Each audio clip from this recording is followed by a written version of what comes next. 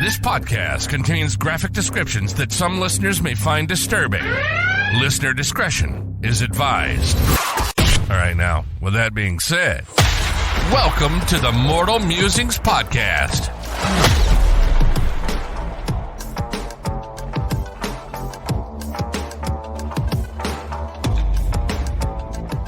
So, Neil, you've been in Ireland for about 8 years now.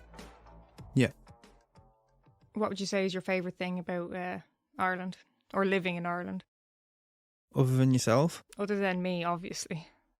How creative the insults are. We are good at that, yeah. Kind of our thing. Yeah, I hadn't been here that long. And someone shouted, "You queen-loving gobshite," at me. Classic. What else have I been called? Corgi having bastard. I think that was one. That's a good one. That's a good one. Basically, any play on something to do with the monarchy. Royalist prick. Yeah, yeah. I give it back though, as good as I take it. I mean, the thing about it is you got to kind of expect it. If you're English in Ireland, Yeah. you know, it's going to happen. As long as you can have a sense of humour about it and get on with it, you're all right. Yeah, well, like I said, I give it as good as I take it. So what we're doing today? So today we're going to cover the Strangeways Prison Riot. In Manchester? Yes. Okay. The thing about this is I started writing this up about a week or so ago. At the same time I was writing, well, just after I started writing this up, we had a riot in Dublin. So it's not the nicest coincidence, but there you go. It was a bit of strange timing. So yeah, Strangeways. You've heard of it? It's what do you hang on, what was Because that you about? know I have. I've been on that road. How do I know you've been on that road? Because I told you I'm giving insight to the Metropolitan Police here. Yeah. There's a row of shops all along the street opposite the prison. Every single one of them shops. So you go in and it might be a newsagent's, a barber's, could be anything. And behind the counter they'll have a curtain. Go through that curtain and it's counterfeit clothes. What's this got to do with the riot? Because I've told you about that, so obviously I know where Strangeways is. But I'm talking about the actual riot itself. Not just the prison. Not just the fact that the prison exists. Oh. Yeah, I know about the riot. Yeah. No, I They assumed went you on the would. roof, didn't they? They did go on the roof, yeah. No, yeah, I assumed you'd know, but it's just depending on how much in detail you know about the riot, which you're going to find out today. So, Strangeways Prison, or HM Prison Manchester, it opened in 1868, and it's one of Britain's biggest and most notorious prisons. Yeah. Yeah, you approve of this message. Oh, I'll You approve agree? of that. Yeah.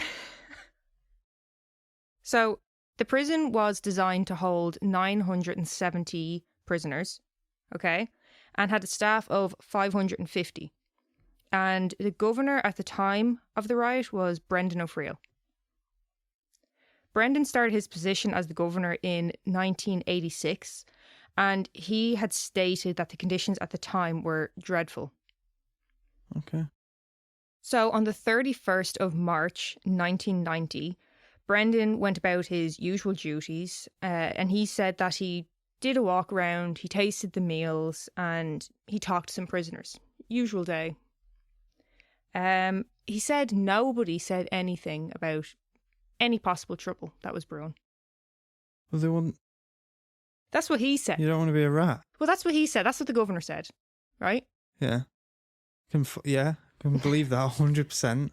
How others described it, they said the night before, on the 31st, it was deathly quiet, as if people knew something was coming. Yeah, every single person would have. So the next day, 1st of April, around 300 prisoners went to the chapel to attend service. So with the worries that something could possibly happen, oh, for fuck's sake. What's up? There's another mistake in my writing. Another typo, okay? So... I wouldn't believe it. I've written here, you know, with the worry something's brewing, yeah? Possibly a shit-down demonstration. Possibly what? It's meant to be a sit-down demonstration. I wrote shit-down demonstration. I don't even know what to make of that. Just a bit of the old dyslexia coming in there. Yeah, no, not a shit-down. A sit-down demonstration they were worried about taking place. Mm-hmm. They increased the guard presence in the chapel that morning. So they would usually have about 8 guards there, and that was increased to 14, and a further 7 guards stationed outside of the chapel. Okay? Okay.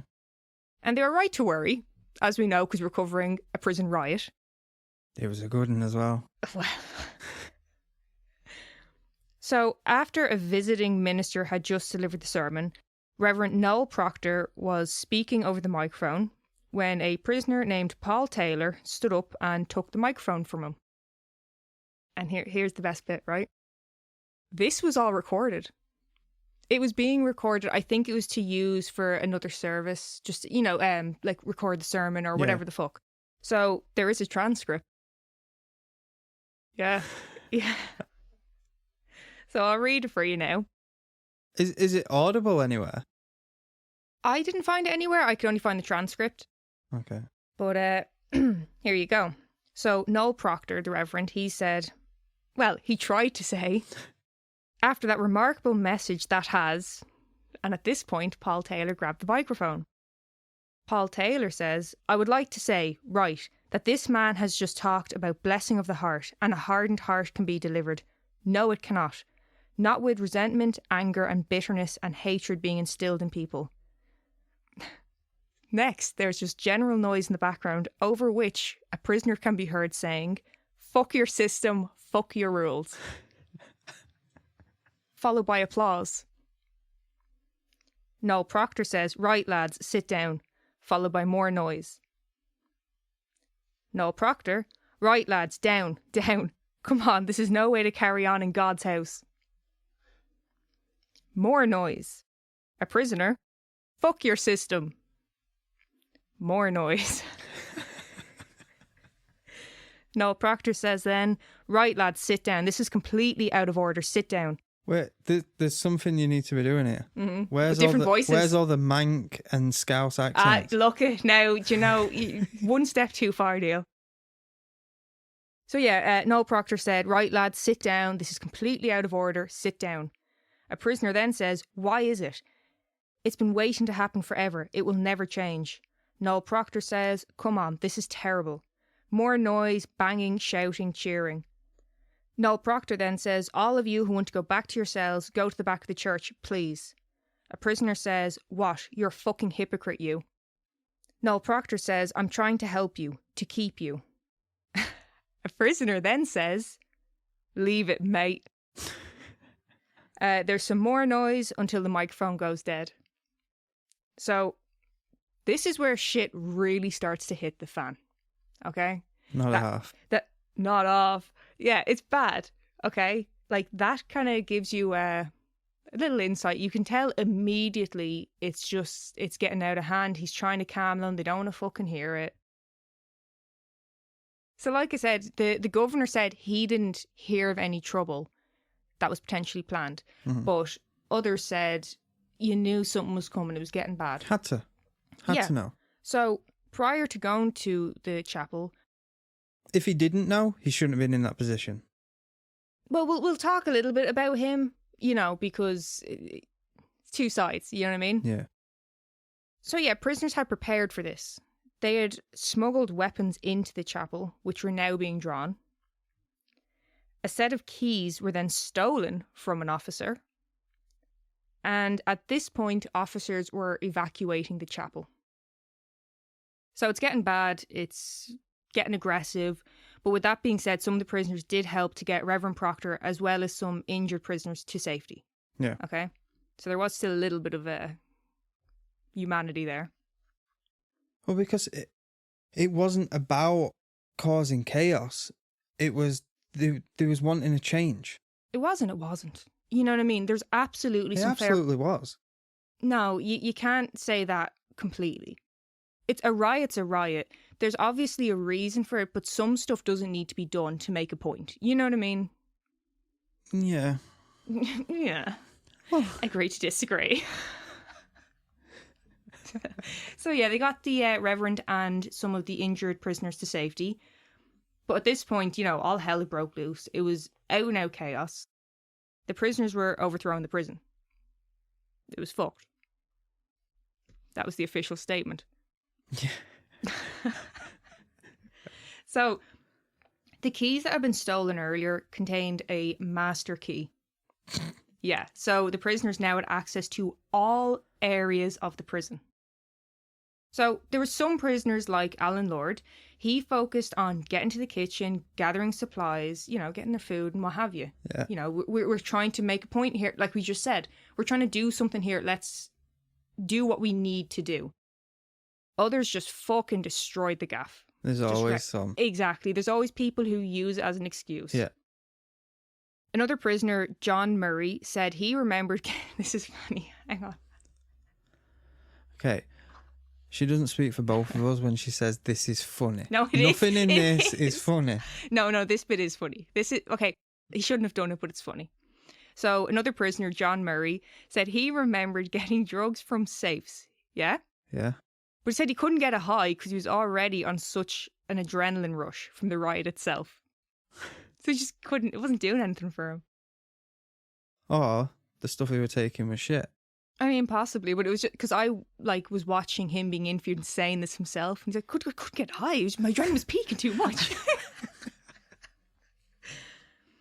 So they'd also set fire to the rotunda, and the rotunda was known as the centre and basically just connected all the wings of the prison. Okay. So they've gone right to the source to try and burn that shit down. That day, the governor, Brendan O'Friel, he actually wasn't at work. And by the time he received a call to let him know what was going on, he thought it was a joke. I mean, remember, this took place on the 1st of April. He genuinely thought it was an April Fool's. And I can't, I can see where he's coming from. Yeah. Like, for fuck's sake. So, footage shows prisoners bursting through the roof, like literally breaking through the roof and ripping the slates off. Yeah. You've seen pictures and everything. You know how bad it was. I've seen footage. You've seen footage? Me dad were there. He wasn't. And the thing is, as intense as this all sounds, it was only a select amount that actually wanted this. Okay? Okay. There's a lot of prisoners who did not want to be involved. Hospital officer Maggie Jones said that there was prisoners screaming for people to come and save them. There's people who were terrified of what was going on. And I understand, they're locked in here with these fucking people running amok, like. Yeah, well, there were some internal stuff going on as well, weren't there? What do you mean? Weren't there like, was that from Strangeways? Where they were like, from another wing, there were a group of Muslims and they'd got beef with someone from another wing. I haven't heard about any of this now. I'm thinking of something completely different. Then. Probably, yeah. Another prison riot. Another prison Could have been Criminal Minds. Law and order. So, yeah, like I said, there was prisoners who were screaming for people to please help them, to please save them.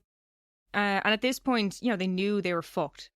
They thought the best thing to do was to secure the prison, so at least no one was escaping from the actual premises. Yeah. It was no good trying to stop them. It was fucked.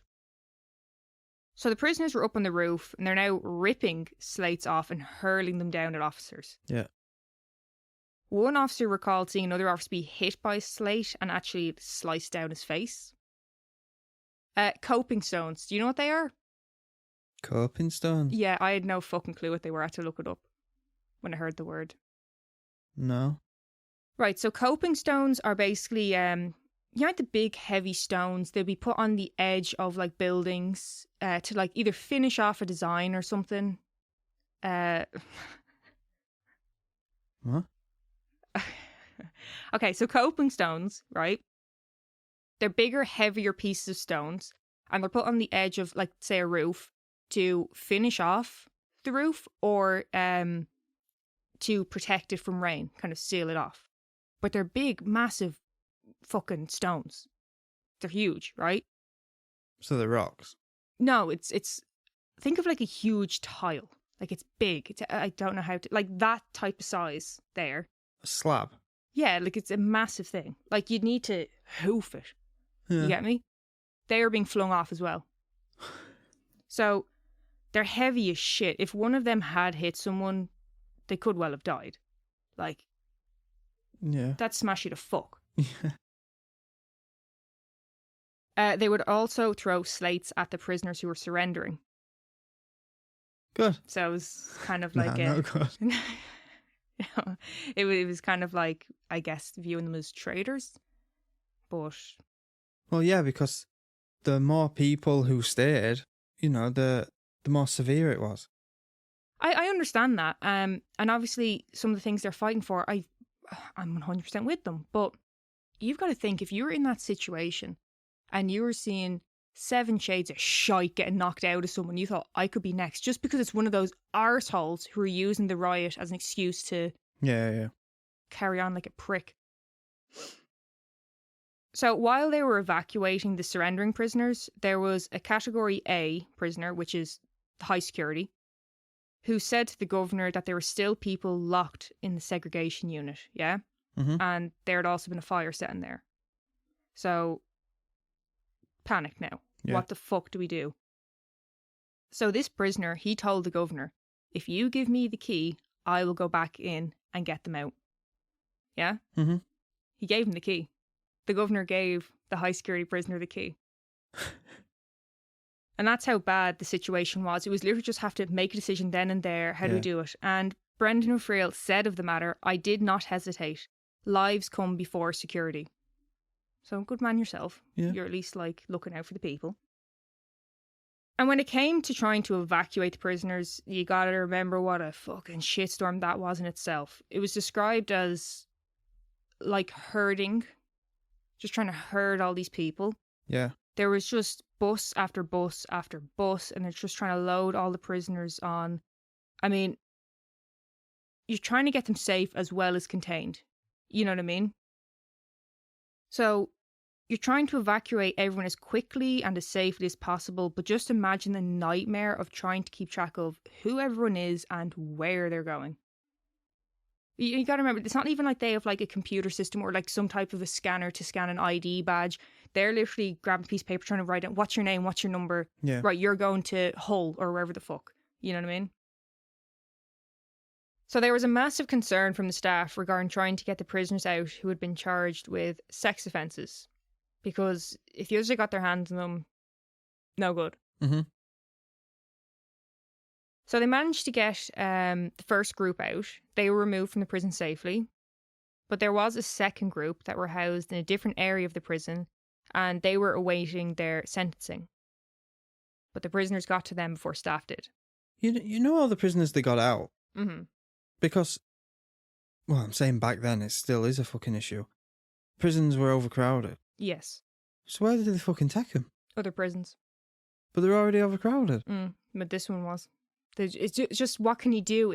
There's no kind of, there's nothing they can do. It's literally just, right, ring ahead and go, can you take 60 people in? Right, okay. No, we can't. Oh, well, it's emergency. You have to. Grand, okay. Fuck them out. Like, I mean, it's an issue with this. So, yeah, the prisoners got to them before the staff did, and they were beaten horrifically. I bet they fucking was. So there was a story of one sex offender who was dragged out of his cell, thrown over the railing, landed on, the safety netting they have. Yeah. So they went down, dragged him back up and threw him over again. Yeah. That actually sounds a bit like, can I quickly tell a story about my granddad? Go on, yeah. So. Hang on. You're talking about like a sex offender getting, beaten horrifically and thrown over. And you're talking about my granddad? They pulled him back up and threw him over again. So, yeah. My uncle, when he was a kid, he was walking home from school with his mates. And they were like, they were just talking, laughing, joking. And all of a sudden, one of the teachers from their school came out of, like, these bushes. What? Yeah, no, listen, it's innocent what he was doing. But, and he shouted at my uncle and said, you lot making loads of noise and laughing, you've scared all the birds away. So this guy, him and his wife, was bird watching. Okay. And he smacked me uncle. You know, because back then, everyone got clowered. Yeah. If you asked why you got hit again. You know? So my uncle went back home and told my granddad, said, you know, Mr. Smith, he's up there bird watching and he's just hit me because we were laughing as we were walking by and apparently scared the birds away. So my granddad, shoes on straight away, walked up, went up to him and said, did you just hit my lad? And he said, yes, I did. And he went, right, what's the reason for hitting my lad? And he went, he scared the birds away. So my granddad smacked him. This teacher fell in the bushes, fucked. Right. So he picked him up by his scruff of the neck, pulled him up and went, I'll ask you again, why did you hit him? And he went, he scared the birds away. Hit him again, he fell off. He picked him back up just to hit him again, hit him a third time. He ended up breaking his hand and ended up losing his job because he was like an Arctic driver, a wagon driver. Okay. But he couldn't with a broken hand. I mean, it's not a good story, but the one thing I'll say for it is, like you've just said, you know, it was fairly commonplace to give a child a smack. Yeah. At least he was like, fuck you, that's my kid. Yeah. Like he gave harsh whacks out, but you had to have done something to deserve it. Yeah. I just really love how you heard like sex offender getting beaten and you're like, okay, I tell a story about my granddad. No, you said they threw him off and pulled him back just to throw him over again. Just to clarify, he's not a sex offender. My granddad? Yeah. No, he fucking wasn't. Fuck's sake. Right, so getting back to the story. Rest in peace. Like, rest in peace. Pour one out. Fuck. Okay.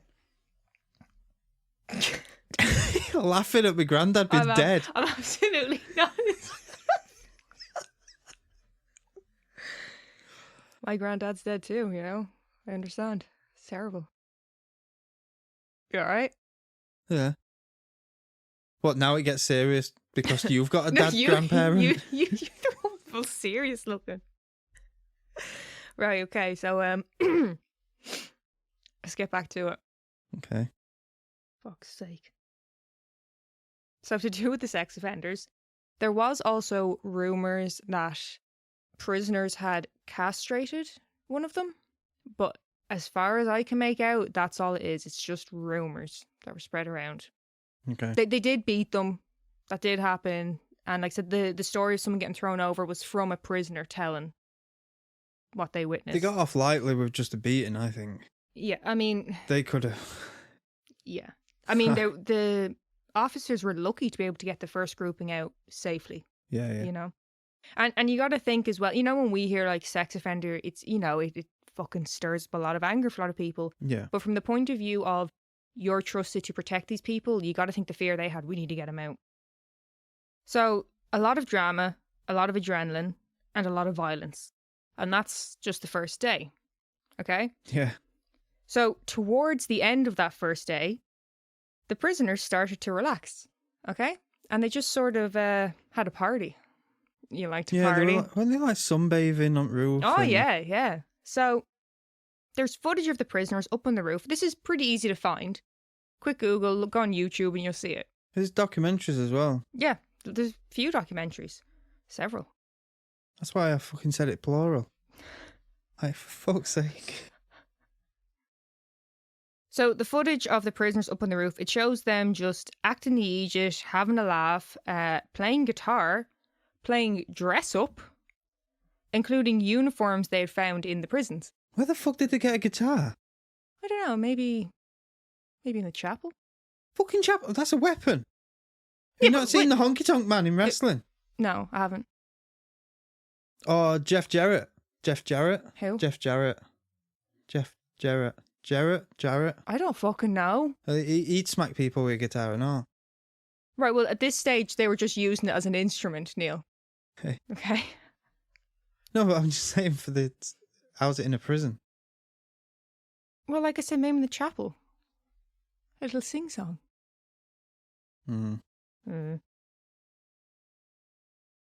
Staff from other prisons were now showing up to try and help control the situation. At 8 p.m, dozens of riot crews entered the prison.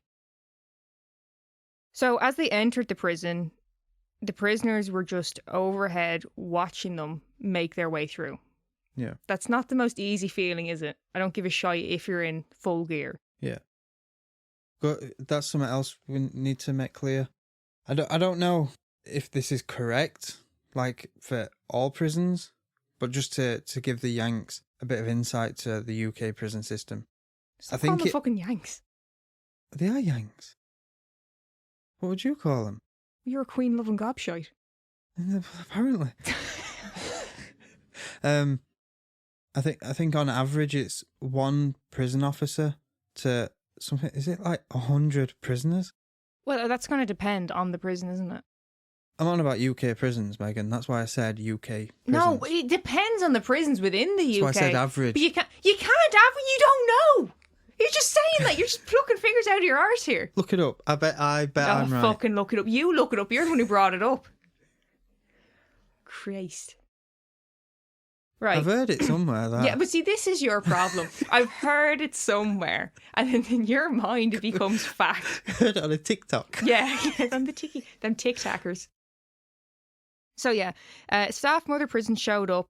Riot crews entered the prison, and like I said, as they're making their way through, prisoners are overhead watching them as they're trying to make their way through.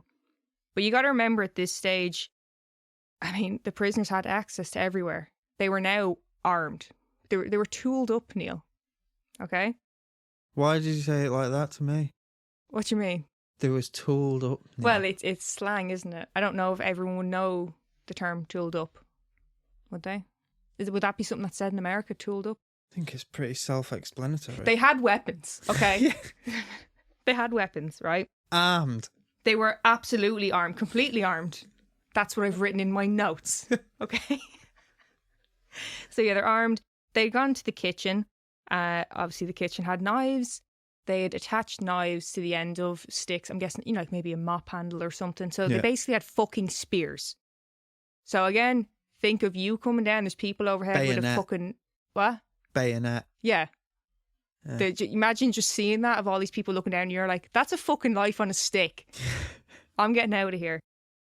So yeah, that attempt to take the prison back was not successful. Day 2. Okay? In the Big Brother house.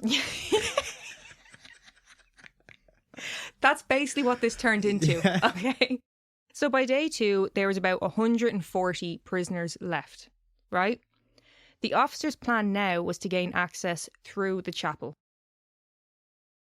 382 officers in full riot gear were awaiting orders. By 3 p.m, the police helicopter was in place. They're ready to go. But fearing for their safety, headquarters told them to stand down. Okay? One officer said it was completely demoralising. They said that they had had a chance to get the prison back, but it slipped through their fingers. Which, again, from the point of view of the officers, imagine psyching yourself up, getting into all the gear, and then it's like, nah, lads, I'm only messing. Fuck off home. You're not doing it today. So, with that attempt being unsuccessful, prisoners were back to having the crack, and they were kind of looking at this. There was what? Having the crack. Having fun. With each other? Having a laugh. No, having the crack, having fun. Not having somebody's crack, okay? Jesus. I mean, they might have been. It's none of my business. Having a laugh. Yeah, larking about. I'm saying crack because I'm Irish, all right? All right? I saw it open. Is there another joke coming from the opening here? Yeah, look at you. Look at you. Pull yourself together. I was going to say I saw it opening and I took it. As did they. Yeah. Yeah.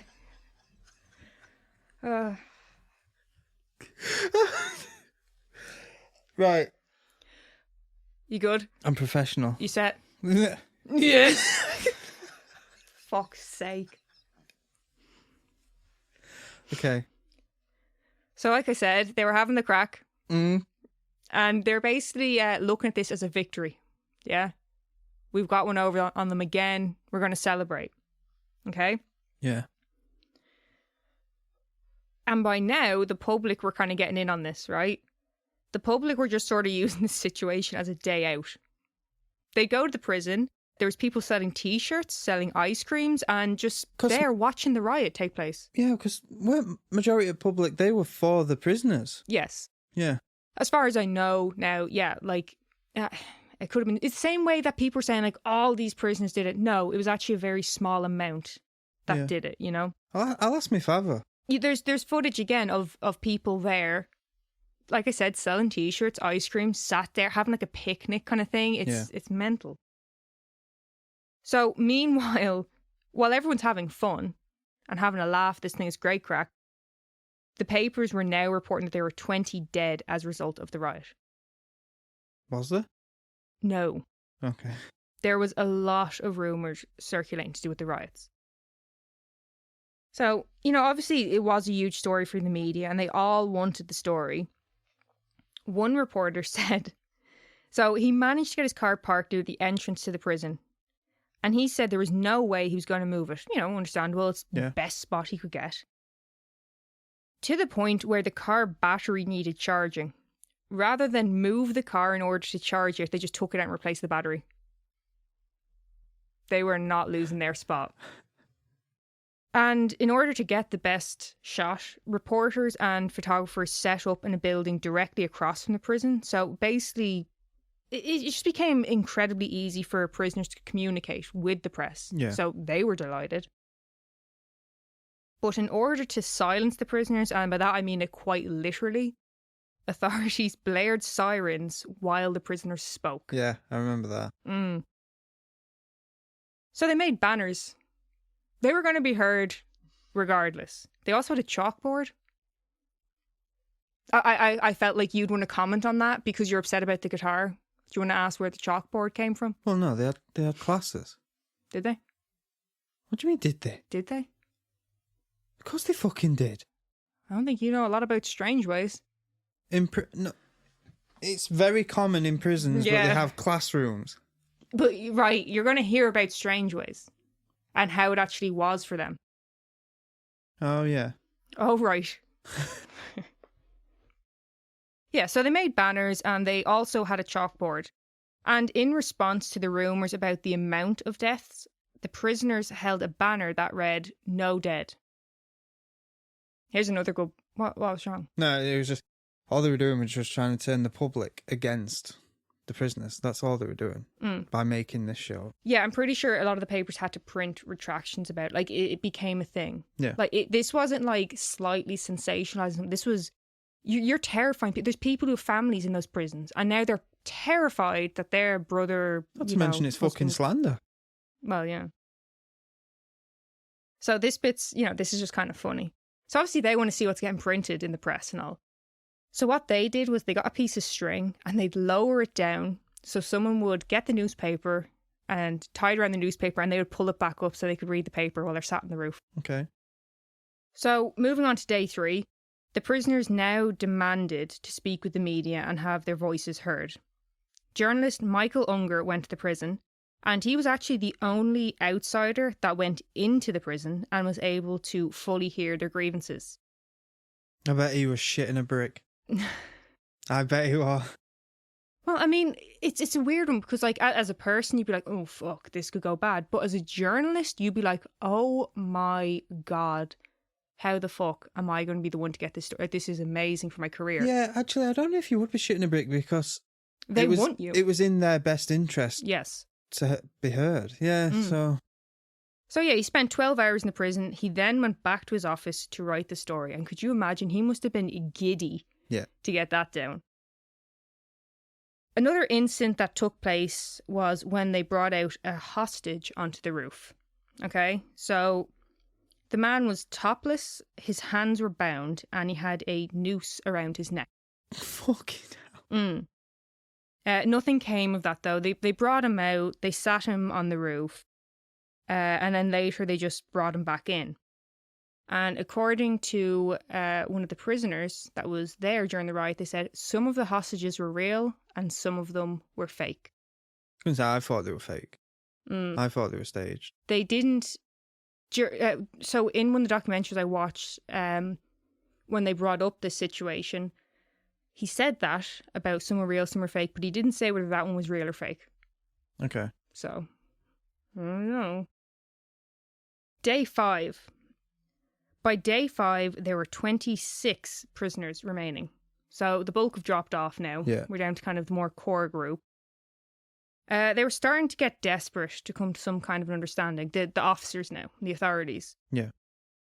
Officer Peter Hancock recalled talking to Alan Lord.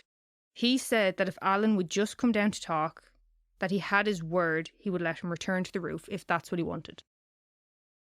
So Alan agreed and he went down to talk to the officer and he basically said, look, you've made your point, let's get this sorted. Yeah? I'm guessing he was kind of like, fuck you, you're still not listening to me, you're not hearing it really, you just want to get this over and done with. Yeah. So Alan decided to go back up to the roof and he let him. He went back up, but nothing got sorted. Yeah. Like I said, that was by day 5. They're still at an impasse. So I think we've just kind of got on to day 5 now, and with that, I think we'll leave it there for the first part, and we'll be back next week to continue the Strangeways Prison Riot. What about a fucking oddity? Oh yeah, we need an oddity. Hang on. Do you know, it's a good job I'm here. Do you know?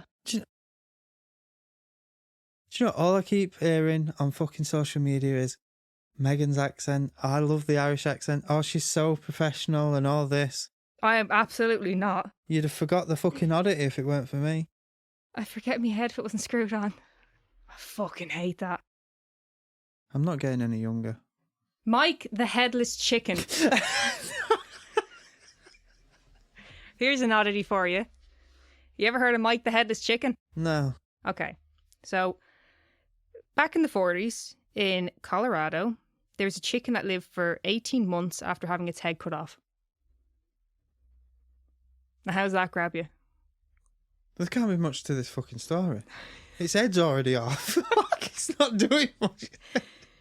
Well, his name was Mike, as I said. And he was headless. Okay? Yeah.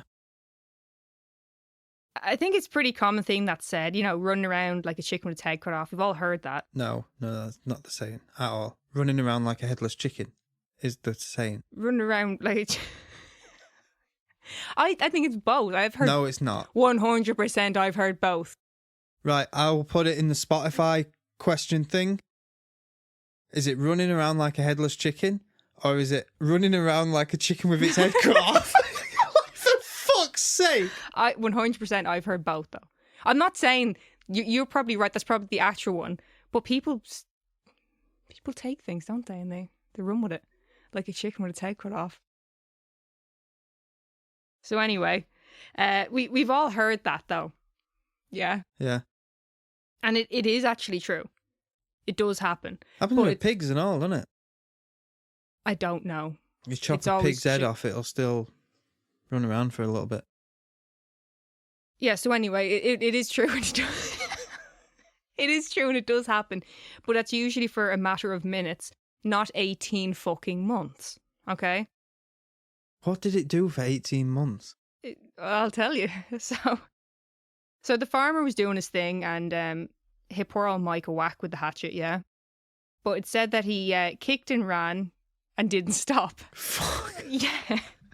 Right? So he just kept going. So they're like, still going. So they put him in an old box on their porch. And when they got up the next morning, he was still alive. Okay? Yeah. I'm guessing at that moment they're like, what the fuck's going on? Okay, well, we'll half monitor this situation. And yeah, he was still going.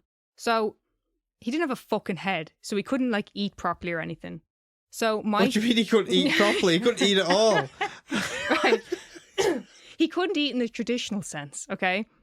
So what they would do is they would get a syringe and fill it with liquid food, and they would feed him directly into his esophagus, yeah? Why? What do you mean, why? Why are they doing this? Because poor old Mike. But he hit him with an hatchet. He wanted him dead. Yeah, but now it's like, we can make some money off this. No? I suppose. Yeah, so just let it happen, okay? They would feed him, like I said, directly into his esophagus, and they would also use a syringe to clear his throat to make sure, you know, no one got stuck. Because he's a little bit... Because it's open. It's a little bit of a situation for poor old Mike. Now, in an article from the BBC, they said, "You'd be amazed how little brain there is in the front of a chicken's head." Okay? Yeah. So this is kind of how it actually happened. Like, in terms of, like, it sounds so shocking, but it's not that. So yeah, there's a little bit of brain in the front of their head compared to, like, us, right? Reports indicate that Mike's beak, face, eyes, and an ear were removed with the hatchet below. But estimates that there's about 80% of his brain by mass, and almost everything that controls the chicken's body, including heart rate, breathing, hunger, and digestion, remained untouched. So whatever way he hit him, he kind of... So it wasn't an headless chicken? I mean, like, look at it. Look at a picture of Mike. It's a headless chicken. But obviously, whatever way, it was kind of, it must have just narrowly, it must have been slightly more of a diagonal cut than straight off. So, that's kind of the reality, because, you know, you hear headless chicken, like, how the fuck? So it was A-fed Mike. A-fed Mike. Yeah, A-fed. Mike finally met his demise one night. Okay? Okay. Right? Ran off? No. So his owners woke up to the sound of the bird choking. Right? They looked for his syringe and they couldn't find it, and that was it for Mike. He had suffocated. They needed the syringe to clear his throat.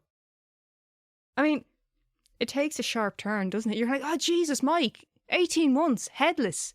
Fair play to you. And then he choked and they couldn't find a syringe. That was the end of him. Yeah, there you go. Did you enjoy that one? Yeah. Yeah? Can't believe this made it on. Mike the Headless Chicken. You're welcome. But he weren't headless.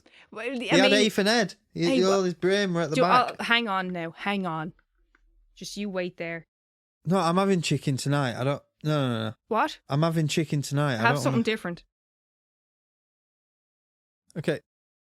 Is that still its bone sticking out of its head? Well, yeah, that's like his neck or whatever. That's... Looks like a chicken drumstick. Well, that's Mike the Headless Chicken anyway. Oh. I hope you enjoyed it.